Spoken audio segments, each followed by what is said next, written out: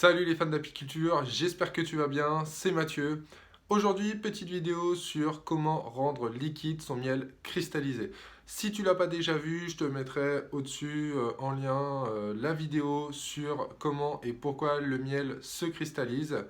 Si ce n'est pas déjà fait, tu peux nous rejoindre sur la chaîne YouTube, la page Facebook et l'Instagram de la Fabrique qui pique.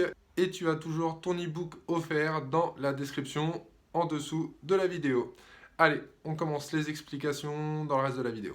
Alors, la première technique pour rendre son miel cristallisé liquide, eh bien, c'est de te munir de ton pot de miel cristallisé et de le déposer derrière une fenêtre. Bien évidemment, pour cette technique, il va falloir du soleil et que le soleil soit en contact vraiment avec la lumière pour que les rayons passent de la fenêtre jusque dans le pot.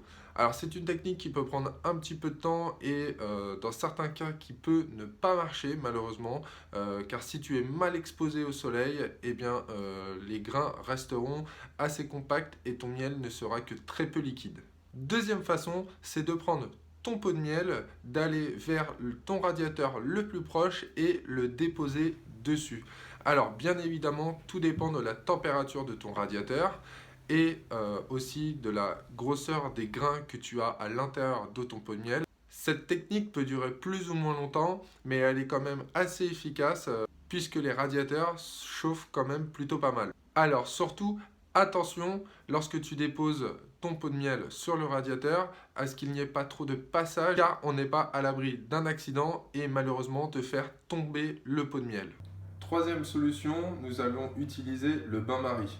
Donc nous allons activer la plaque, mettre la puissance au maximum et nous allons faire frémir l'eau.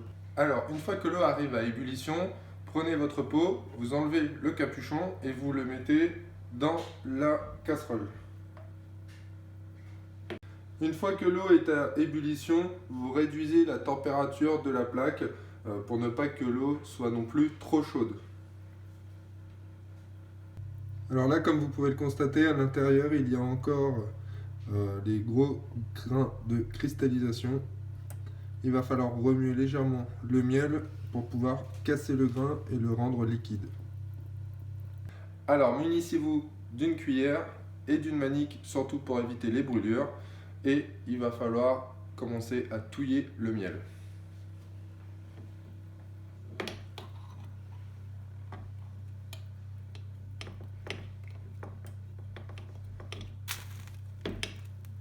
Il ne faut pas trop chauffer le miel, ce qui lui ferait perdre une grande partie de ses vertus et donc le rendrait moins intéressant.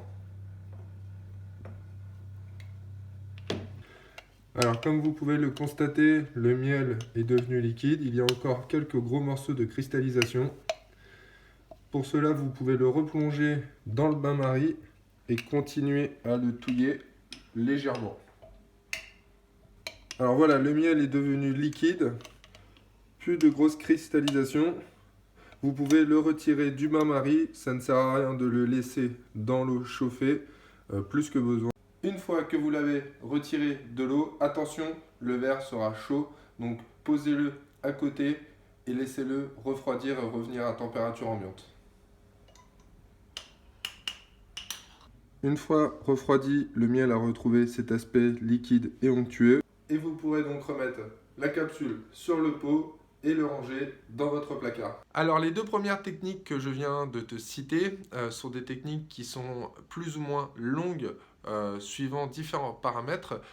Il faudra prendre en compte la quantité de miel à liquéfier.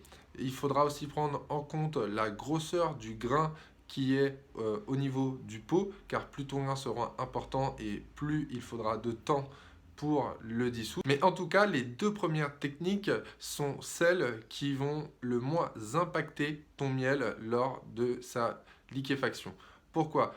Car au bain-marie, on est sur des températures qui sont quand même beaucoup plus hautes.